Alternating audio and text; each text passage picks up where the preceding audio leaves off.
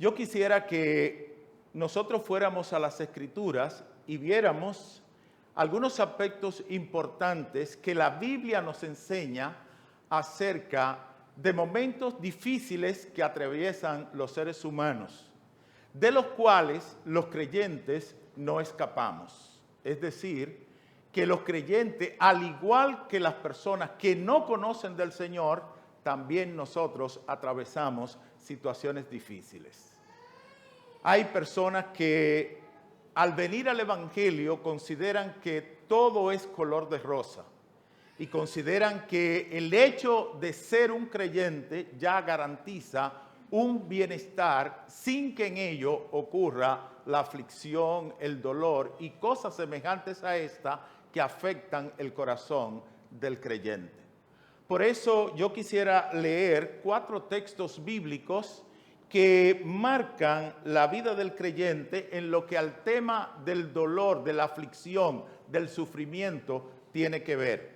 Así que la Biblia se encarga de garantizarnos a todos nosotros que realmente el creyente atraviesa momentos difíciles.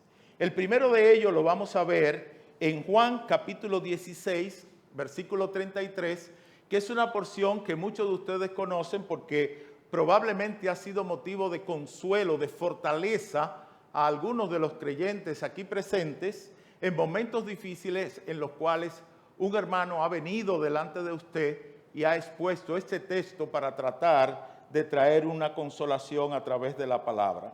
Dice la palabra de Dios en Juan capítulo 16 y verso 33, esta porción que ustedes conocen. Estas cosas os he hablado para que en mí tengáis paz. En el mundo tendréis aflicción, pero confiad, yo he vencido al mundo. Amén. Sin lugar a dudas que esta porción evidencia y demuestra de manera clara lo que se manifiesta a través de todo el Nuevo Testamento con relación al sufrimiento del creyente.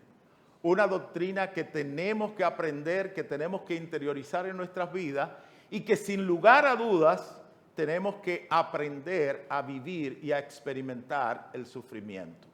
El apóstol Pablo, haciendo su ideario, su biografía en Filipenses en el capítulo 3, narra que él quisiera tener una identificación con los sufrimientos de Cristo, del modo que él quisiera estar crucificado como Cristo lo estuvo.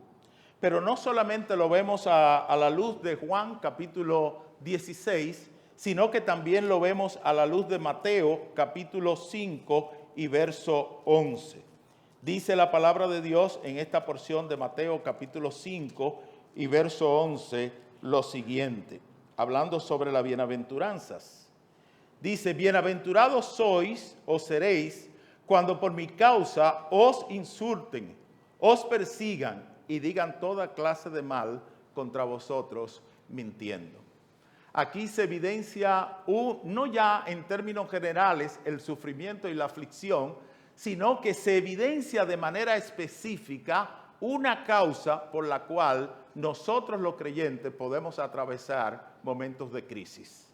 Dice la palabra de Dios que nosotros seremos insultados, perseguidos, seremos vituperados e incluso mentirán para hacernos daño. De manera que esta porción de la palabra de Dios también concuerda con la porción anterior, resaltando el hecho de que nosotros los creyentes tenemos que aprender a vivir experimentando el sufrimiento. Pero ¿qué de la vida de un hombre como Job? Que tanto de ustedes han tenido la oportunidad de leer, oír o releer la historia de este hombre de Dios. ¿Qué dice la palabra de Dios con relación a Job? Dice el capítulo 5 y el verso 7. Pero como la chispa se levanta para volar por el aire, así el hombre nace para la aflicción o la desdicha. Esa experiencia la vivió Job a través de la pérdida de posesiones materiales, a través de la pérdida de animales, pero sobre todo a través de la pérdida de sus propios hijos. El hombre nace para la aflicción. Y fíjense el ejemplo que él pone. Un fogón, una chimenea, cuando se enciende y los carbones están encendidos, la leña está encendida, vemos cómo la chispa de esos elementos suben al aire y en grandes cantidades. Y eso mismo acontece con el creyente. El dolor y la aflicción serán patentes, serán una realidad en la vida del creyente. Ahora, me gusta esta última porción del Salmo 34 porque trae una promesa para el creyente en medio del dolor y en medio de la aflicción. Dice la palabra de Dios en el Salmo 34 y verso 19 lo siguiente: muchas son las aflicciones del justo, pero de todas ellas, ¿qué va a pasar? Le librará Jehová. De manera que vuelve otra vez y resalta la palabra de Dios el hecho de que el creyente atravesará momentos de aflicción. Y no solamente una, dice esta porción de la palabra de Dios, muchas son las aflicciones del justo. Ahora, qué hermosa promesa.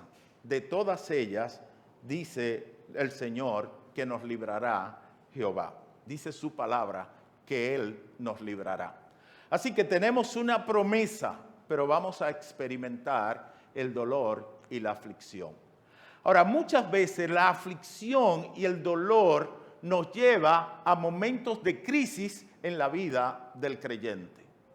De manera que una pregunta interesante que nosotros podríamos formularnos en esta mañana es: ¿qué es la crisis? ¿Cuál es el concepto? ¿Qué querían exponer? ¿Qué querían exponer los autores de la Biblia cuando hablaban del dolor y de la aflicción? ¿Qué querían decir acerca de este concepto que no se halla en la palabra de manera textual, pero sí se evidencia a través de los hechos de hombres y mujeres que atravesaron situaciones de crisis en la Biblia? Bueno, veamos lo que dice la palabra de Dios acerca de la crisis. En primer lugar, dice que la crisis, próxima por favor, es una situación grave y decisiva que pone en peligro el desarrollo de una persona, de un asunto o de un proceso. Eso es la crisis. Algo que interviene en un momento determinado y de una manera decisiva pone en peligro el curso normal, el desarrollo o el proceso de una persona, de un asunto o de una cosa. Así que la crisis son momentos importantes que acontecen en la vida del creyente y que en ese momento se necesita poder analizarlo, poder evaluarlo de una manera especial. Situación difícil por la cual se atraviesa una persona o una cosa. Pero etimológicamente, ¿cuál es el significado de la palabra crisis? Porque hemos oído tanto acerca de la crisis. Y la crisis tiene una connotación social tan negativa que sería bueno que nosotros analizáramos cuál es el concepto real de la crisis. Bueno, etimológicamente esa palabra viene de un verbo en griego que significa, que se escribe krinein, y ese verbo tiene una particularidad de que en él se conjugan tres verbos en español. Es juzgar, es decidir, es separar. Es decir, es hacer un juicio en el cual formamos una idea después de examinarla de una manera muy cuidadosa. Así que la crisis nos obliga a nosotros, nos impone a hacer ese ejercicio de sentarnos de manera detenida para juzgar, para separar, para evaluar qué es lo que está pasando y por qué está pasando eso en mi vida.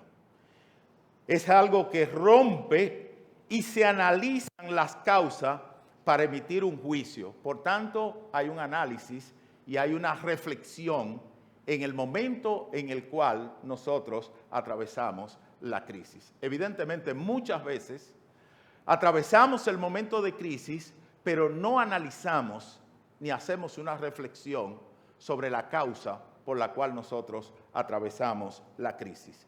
Y de esa no escapamos los creyentes. Es decir, que muchas veces, aún nosotros, siendo creyentes, no nos sentamos a analizar cuál es la causa por la cual nosotros estamos atravesando la crisis. Se suele decir que toda crisis es una oportunidad para producir un cambio. Toda crisis tiene ese componente que me da la oportunidad de que yo pueda producir un cambio en mi vida. Ahora, veamos algunas palabras o algunos conceptos que se dicen acerca de la crisis. Me voy a extender un poquito porque quiero dejar un buen fundamento en ustedes acerca de este concepto de la crisis para entonces entrar en los aspectos bíblicos de consideración sobre la crisis. Es decir, que quiero que tengamos un buen fundamento sobre este concepto de la crisis y la necesidad del creyente enfrentarla.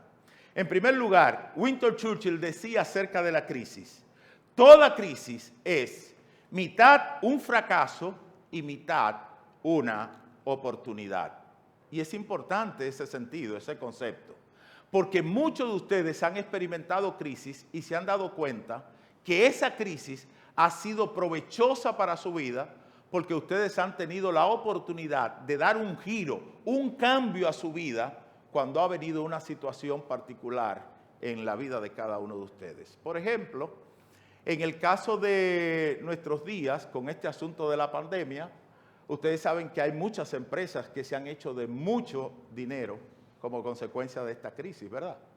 ¿Por qué? Porque han determinado un aspecto importante, una necesidad, y se han abocado hacia ese aspecto y evidentemente ha sacado mucho provecho. Pero otra parte de la población en la crisis se ha hundido más, porque no ha procurado un cambio significativo en medio de la crisis.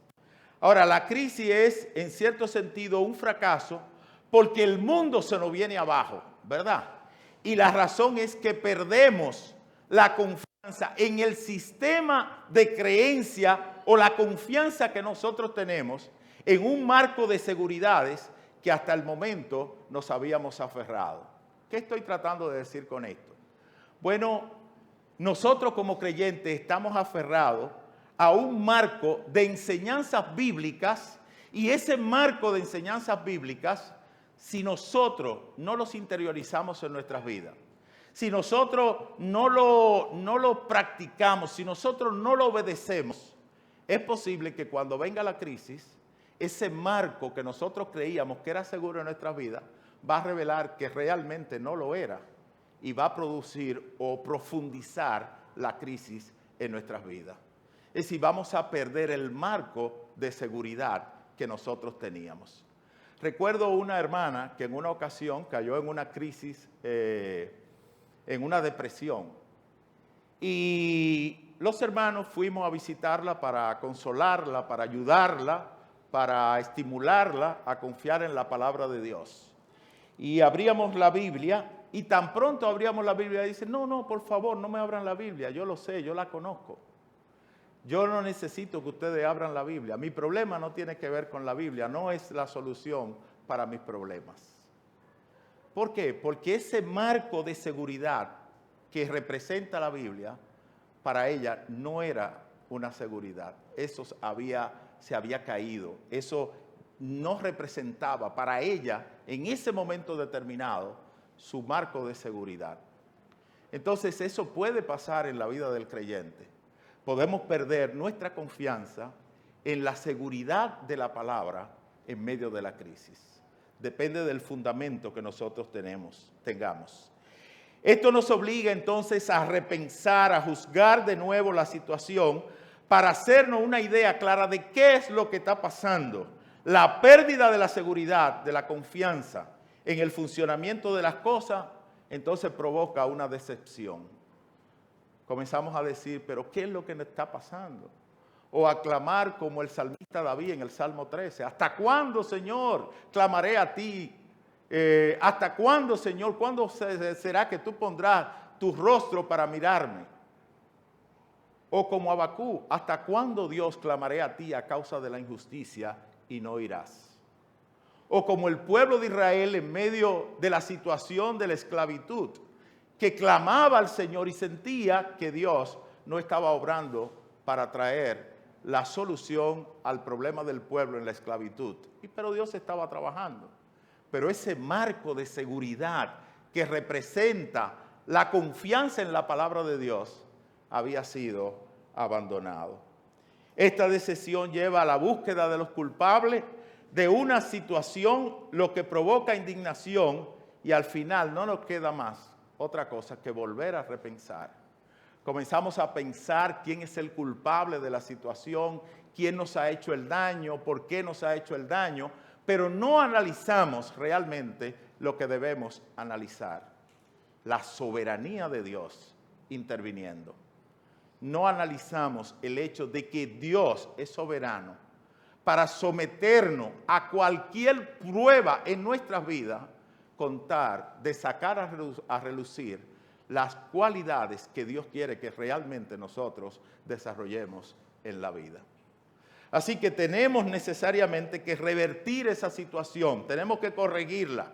¿Y cómo la vamos a corregir? Bueno, yo quisiera ponerle un ejemplo de una persona que revirtió esa situación.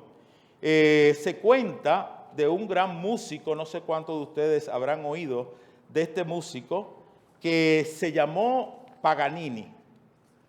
Dice esta historia que este hombre nació en Génova en el año 1782.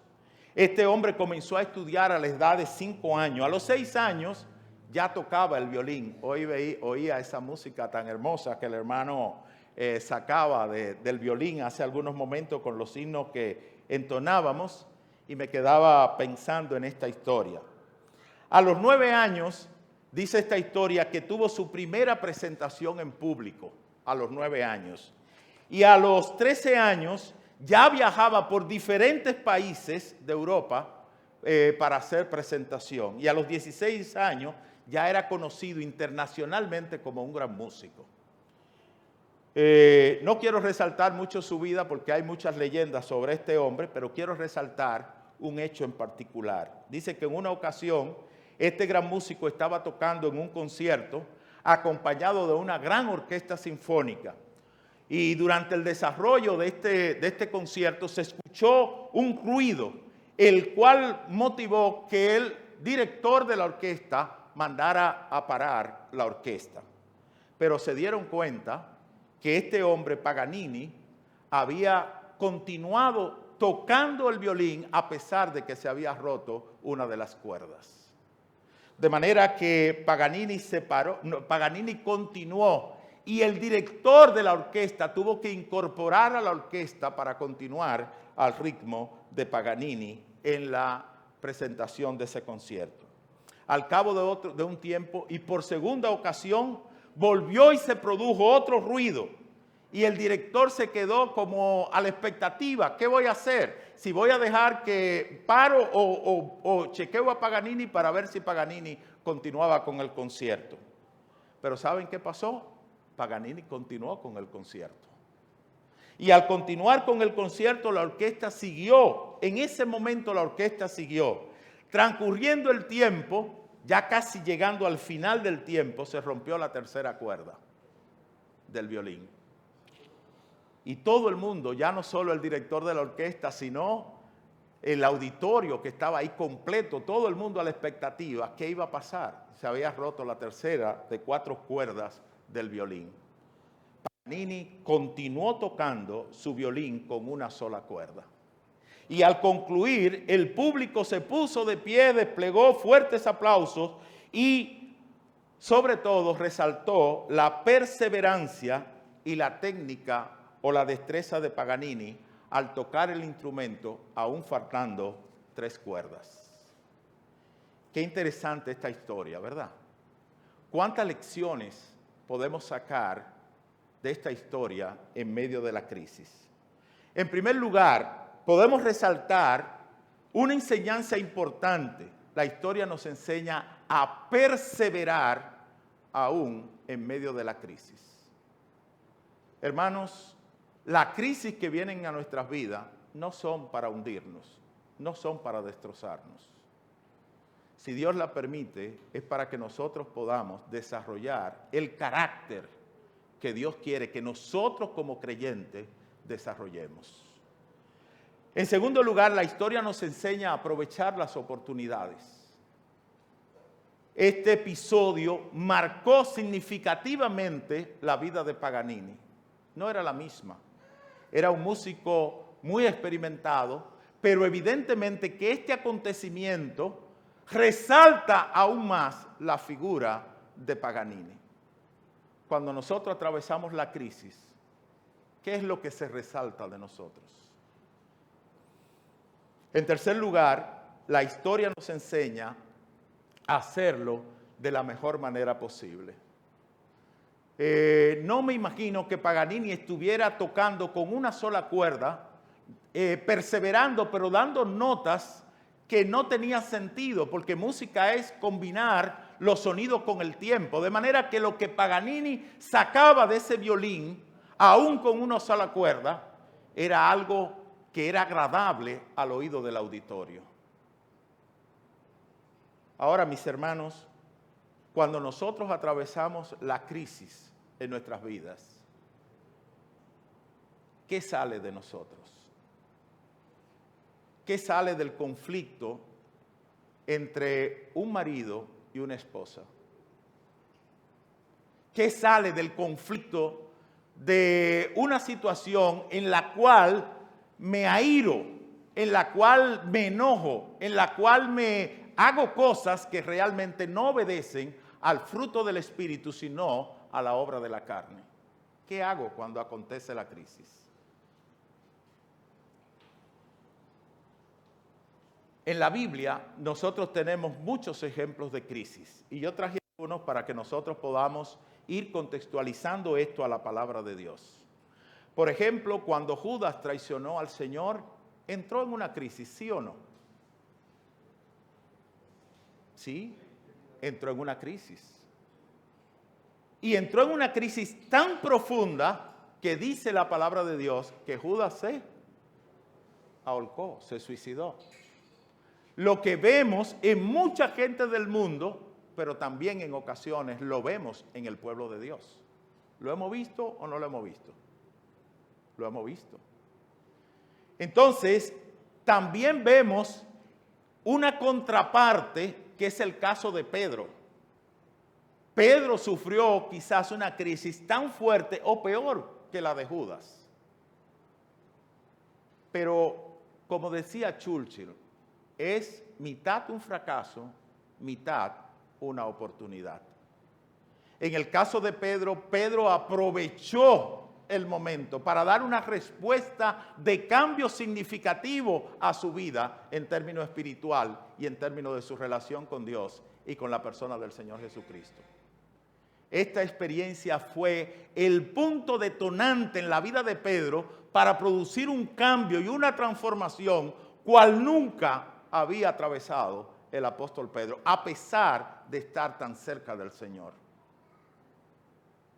Este punto de la negativa de Pedro, el reconocimiento que la palabra de Dios expresa o da la intención tan marcada que dice que lloró como amargamente. Fíjense ese momento tan difícil en la vida de Pedro que dice que lloró de una manera profunda, pero sobre todo amargamente. Es como si estuviera tragando hiel por su boca. Y a veces acontece eso en nuestras vidas, hermanos. Pero aún así, atravesando algo tan difícil como la hiel, nosotros podemos darle un cambio significativo a nuestras vidas.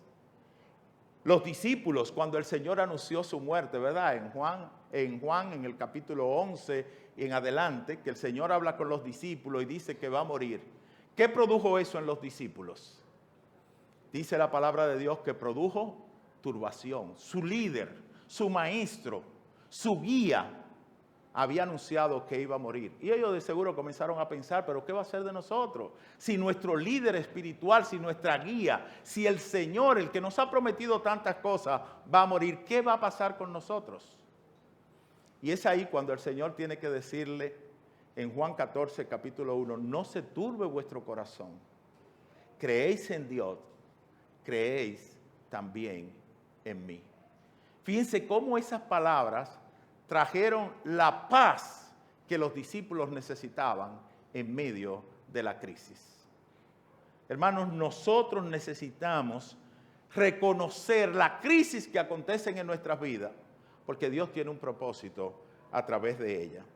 Herodes, cuando los sabios del oriente le anunciaron el nacimiento del niño rey, entró en una crisis. ¿Y qué hizo? Mandó a matar a todos los niños menores de 12 años que habían en Belén y en sus alrededores. Fíjense cómo una crisis puede llevar a una persona a tener una conducta inapropiada delante de Dios y a cometer un hecho como el que nosotros encontramos. Y usted dice, bueno, pero eso acontece con los inconversos, eso acontece con las personas que no conocen del Señor. Pero la experiencia que nosotros vivimos nos demuestra que muchas veces nosotros como creyentes también a veces actuamos de manera incorrecta frente a la crisis. Que de los cristianos que fueron perseguidos, cuando Saulo de Tarso perseguía y asolaba la iglesia, ¿cómo estaban esos hermanos? En crisis, huyendo de un sitio a otro, escapando para librar su vida. Sin embargo, Dios tenía un propósito a través de la crisis. Dios estaba permitiendo que el evangelio de la salvación se propagara a diferentes lugares. Así que no creamos, hermanos, que la crisis no es una realidad en la Biblia. La crisis es evidente. Todos estos ejemplos que hemos mencionado evidencian que la crisis es una realidad en la vida del creyente y que se puede palpar a la luz de las Sagradas Escrituras. Ahora, a veces hay cuerdas en nuestras vidas que cuando se rompen producen crisis. Por ejemplo, en el matrimonio.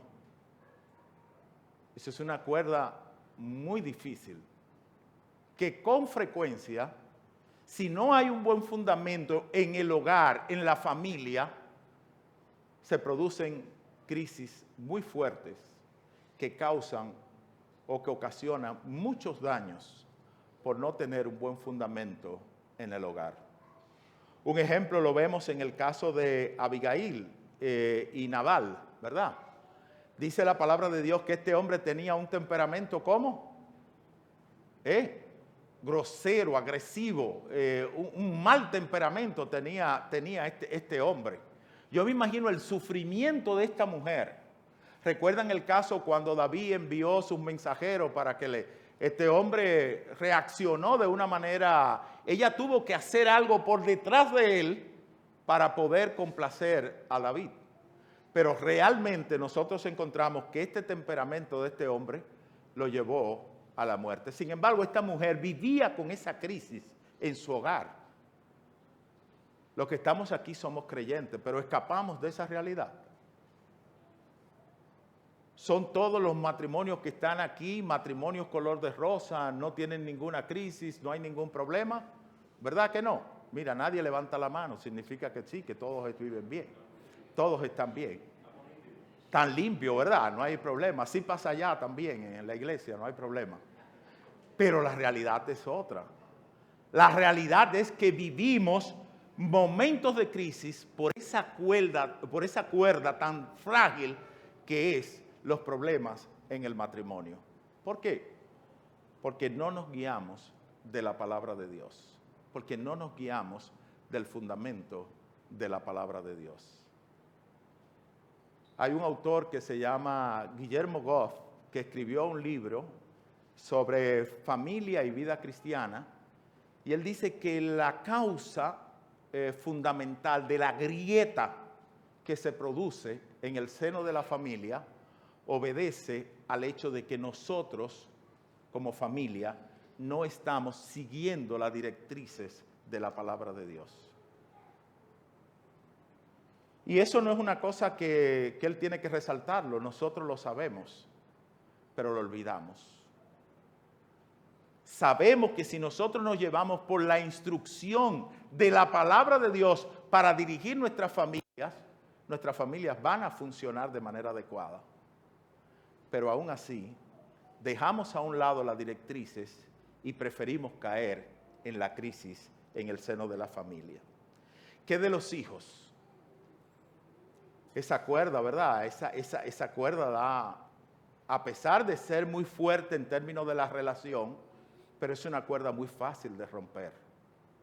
Tenemos el ejemplo de David con el caso de Absalón y aún de Adonías, que dice la palabra de Dios que él nunca, da la idea de que nunca lo corrigió. Entonces, nuestros hijos a veces son esa cuerda que se rompe y que produce una crisis en el seno de nuestro hogar. Cuando tienen una edad en el que comienzan a tomar sus propias decisiones y a veces choca con los fundamentos que tenemos en el hogar o que hemos establecido en el hogar. No, que yo quiero hacer esto, pero mira que nosotros somos creyentes, esto es lo que tenemos que seguir. No, pero está bien, tú eres creyente, pero yo necesito hacer otra cosa diferente. Me he pasado la vida entera viniendo a la iglesia, pero quiero experimentar algo que sea diferente. Y entonces ahí comienza el conflicto, la confrontación que produce una crisis en el seno de nuestro hogar. La salud, la economía. ¿Cuántos hogares están en crisis como consecuencia del problema económico? Nuestros enemigos. El apóstol Pablo, que es un ejemplo de tantos enemigos que estuvo y de la experiencia que él narra en la primera epístola a los Corintios acerca de los padecimientos que le acontecieron como consecuencia de vivir una vida tratando de predicar el evangelio, de llevar el evangelio a las almas que no conocen al Señor. ¿Y cuántos enemigos se encontró? Y nosotros nos vamos a encontrar con enemigos, porque son dos posiciones diferentes. El que quiere seguir la vida de fe a través de las Escrituras y el que quiere vivir la vida, pero sin tomar la Biblia como su manual de fe y conducta. Y eso va a producir un conflicto, una frustración en nuestras vidas. En la iglesia se producen crisis también, con celo, con apatía, con desánimo, con dejadez, con falta de compromiso en la iglesia, se producen también esas crisis. Hermanos, hay crisis por donde quiera. Nuestra vida como creyente también produce crisis, porque a veces llevamos doble vida. A veces tenemos la particularidad de que queremos dar una apariencia en la iglesia de que somos verdaderos creyentes, cuando en realidad no lo somos. Y no se puede sostener un edificio construido sobre una base falsa y una base correcta. Recuerden el ejemplo que el Señor puso acerca de la casa que fue construida sobre la arena y la casa que fue construida sobre la roca. Si realmente hay falsedad en nuestras vidas como creyentes, eso va a ocasionar una crisis, a la corta o a la larga, va a ocasionar una crisis en nuestras vidas. Por lo tanto, se requiere que nosotros tengamos la particularidad de que podamos analizar la crisis, que veamos dónde que está esa cuerda floja, esa fibra que está a punto de romperse para producir una crisis en nuestra vida, o si ya la crisis es una realidad en la vida de nosotros como creyentes. Recordemos tres cosas importantes de la historia que leíamos, que decíamos, pero vamos a darle un fundamento bíblico. En primer lugar, cuando las cosas ocurren en nuestras vidas y hay que recordar algo que realmente traiga una enseñanza a nuestras vidas, debemos acudir al fundamento de la palabra. En primer lugar, hay que perseverar. Se puede salir de la crisis y tener una situación mejor. Se puede tener una situación mejor. ¿Qué dice Romanos 8:28? Todos ustedes lo conocen y sabemos que a los que aman a Dios, ¿qué va a pasar? Todas las cosas le van a ayudar ¿a qué? A bien. Entonces, mis hermanos, al fin y al cabo, en medio de la crisis, nosotros podemos salir victoriosos de ella. Dios nos ha prometido a nosotros que nosotros somos más que vencedores por medio de aquel que nos amó. No dejemos que la crisis arrope nuestras vidas y no nos permita perseverar en la vida cristiana.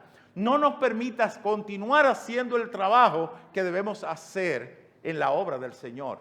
Que no nos permita abandonar la obra porque veamos todo negro, sino que acudamos a la promesa que nosotros encontramos en la palabra. Dice la palabra de Dios en 2 de Pedro capítulo 1, que nosotros tenemos preciosas y grandísimas promesas para que por medio de ella nosotros seamos, ¿qué cosa? Participantes de la naturaleza divina. De manera que tenemos que aferrarnos a la palabra, tenemos que aferrarnos a las escrituras para que nosotros podamos perseverar aún en medio de la crisis. En segundo lugar, hay que aprovechar las oportunidades. Es verdad. Porque no es porque lo vemos en la historia de Paganini, es porque la Biblia lo dice. Dice Efesios capítulo 5 y verso 16, aprovechando bien el tiempo. ¿Por qué? Porque los días son cortos. Debemos aprovechar el tiempo, dice la palabra de Dios, pero no solo porque los días son cortos.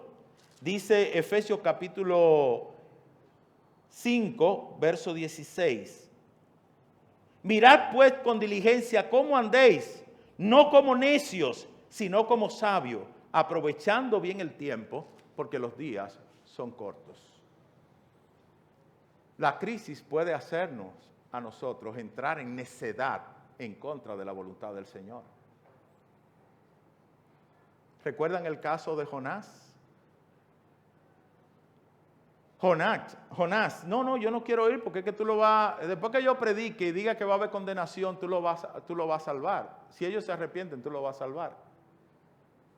Y Jonás, en su necedad, se contrapone a la voluntad de Dios. Y nosotros podemos, en medio de la crisis, contraponernos a la voluntad de Dios.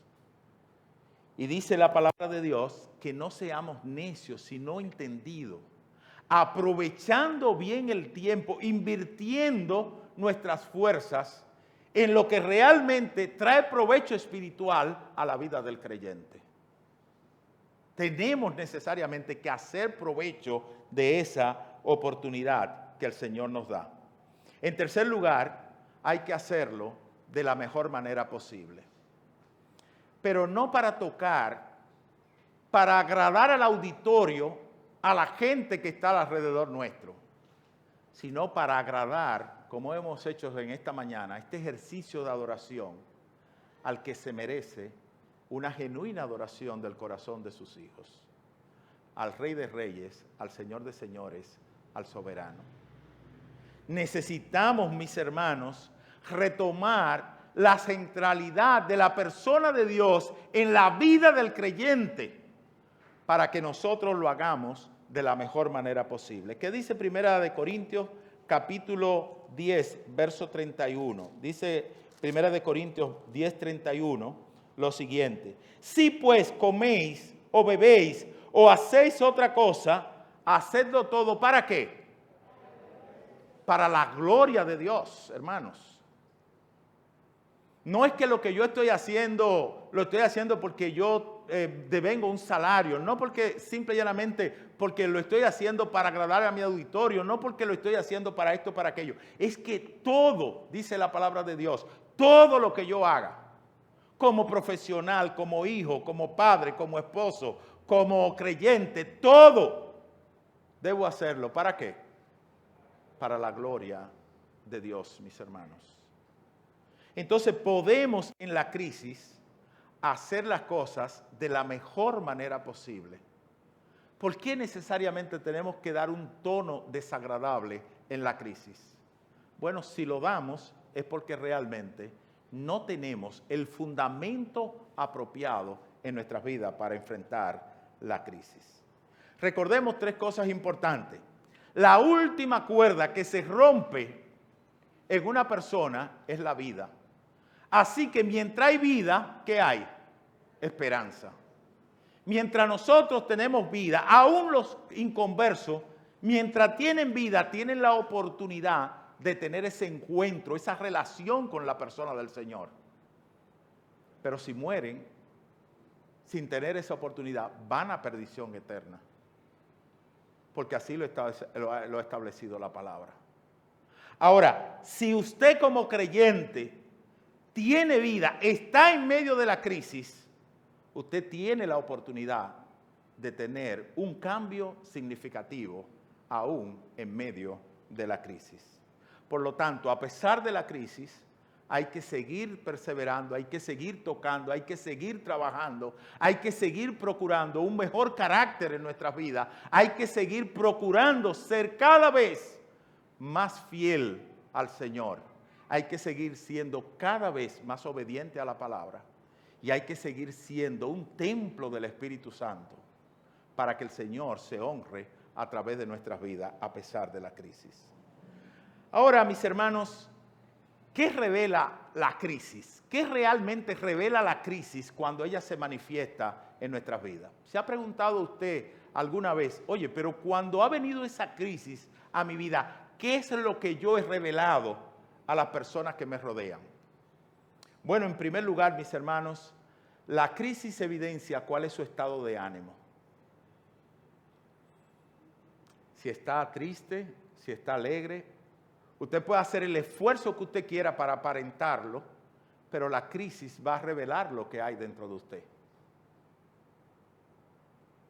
Un hecho importante que nosotros encontramos está en Hechos capítulo 12. No sé cuántos recuerdan la ocasión cuando Herodes, agarró a Jacobo y a algunos otros hermanos y lo llevó a prisión y a Jacobo lo mató. ¿Recuerdan ese episodio? Cuando Herodes hizo eso, Herodes se dio cuenta que eso agradó al pueblo. Y Herodes entonces dice, bueno, si esto pasó con Jacobo, Pedro, que es un líder, a Pedro entonces yo lo hago, yo lo mato y mi fama va a ser mucho mejor para con el pueblo. Y entonces él agarra a Pedro, lo lleva a la cárcel, pero no lo puede matar porque eran los días de la celebración de los panes sin levadura. Y entonces lo deja ahí. Y al día siguiente, él lo iba a sacar para matarlo. Pero Dios tenía un plan con Pedro. ¿Y cuál era el plan de Pedro? A pesar de la crisis, a pesar de estar privado de su libertad, a pesar de tener 16 vigilantes, 16 guardias que estaban única y exclusivamente dispuestos para Pedro, y a pesar de Pedro saber que él iba a la muerte, ¿saben qué estaba haciendo Pedro en la cárcel? Durmiendo tranquilamente. Si fuéramos usted y yo y estuviéramos en esa crisis, ¿usted cree que usted va a dormir? No va a poder dormir. Pero Pedro tenía una confianza en el Señor, una relación con el Señor tan fuerte que a pesar de estar en una crisis, Pedro estaba durmiendo. Cuando el ángel va a liberarle de esa crisis, el ángel tiene que tocar el costado de Pedro para que Pedro se despierte. De tan profundamente confiado que él estaba en la persona del Señor. Y entonces se liberan las puertas, Pedro sale de la cárcel con el ángel en un momento lo deja y Pedro llega a la puerta de la casa donde ¿qué estaba haciendo la iglesia? Orando por Pedro, mis hermanos. De manera que la iglesia estaba involucrada en ese acto de la crisis que estaba experimentando Pedro, la iglesia estaba involucrada en su crisis. ¿Pero cómo lo estaba haciendo? Orando, mis hermanos. La crisis también revela cuáles son sus cimientos, cuáles son las bases, los fundamentos de la vida de cada uno de nosotros.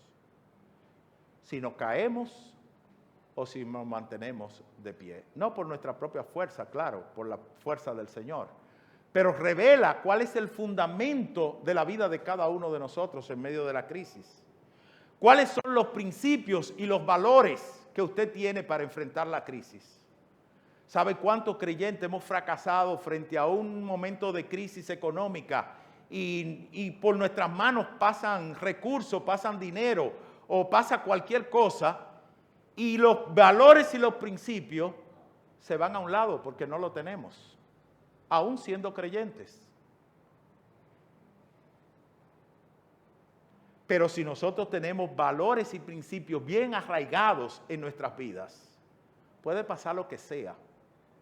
Y nosotros vamos a tener una respuesta acorde con esos principios y esos valores bíblicos que hemos aprendido de la palabra de Dios. Vamos a dar una respuesta correcta. Vamos a dar una respuesta que glorifique el nombre del Señor. Pero si esos valores y esos principios no están bien fundamentados, hermano, la crisis se va a profundizar en nuestras vidas, porque no vamos a dar una respuesta adecuada. La crisis va a revelar cuáles son nuestras herramientas, con qué nosotros vamos a trabajar la crisis. Nos damos cuenta a veces de hermanos que nos volvemos locos en medio de la crisis y no sabemos qué hacer porque no tenemos las herramientas de la palabra de Dios para contrarrestarla. Por eso Pablo a los Efesios le dice: fortaleceos ¿en qué? En el Señor y en el poder de su fuerza, en su fortaleza. Si no nos ponemos las armaduras de Dios para poder vencer las acechanzas de Satanás, por nuestra propia fuerza, hermano, no lo vamos a hacer. No vamos a poder salir de la crisis. Por lo tanto, se hace necesario que nosotros tengamos un buen fundamento de herramientas con las cuales nosotros podamos contrarrestar la crisis. Pero ¿saben qué revela la crisis sobre todo? ¿En quién está puesta nuestra confianza? La crisis revela en quién está puesta su confianza. Se me enfermó el niño. Lo primero que yo hago es agarrar el carro y chequear si tengo en los bolsillos el dinero suficiente para poder comprar la medicina, pagar la consulta del médico, hacer esto, hacer aquello. Es lo primero que probablemente yo hago. ¿Dónde está la confianza en el Señor, la oración, para depender de la voluntad del Señor? ¿Dónde está el hecho de que yo dejo a un lado todo mi soporte de seguridad y lo concentro en la confianza que yo tengo en el Señor? Saben, hermano, hay momentos en el que el dinero no resuelve la salud. Hay momentos en el que los médicos dan el decreto: mira, ya no se puede más. Y si tu confianza está puesta en esos recursos, la crisis va a profundizarse. Te va a hundir más en la crisis porque tu fundamento no es la confianza en el Señor y en su palabra. Entonces, hermanos, necesitamos retomar todos estos elementos para que nosotros podamos enfrentar la crisis de una manera adecuada, de una manera apropiada. Quiera Dios que nosotros cambiemos nuestra perspectiva de ver la crisis. Dios puede permitir, como soberano, que nosotros atravesemos situaciones difíciles con el fin o con el propósito de perfeccionarnos.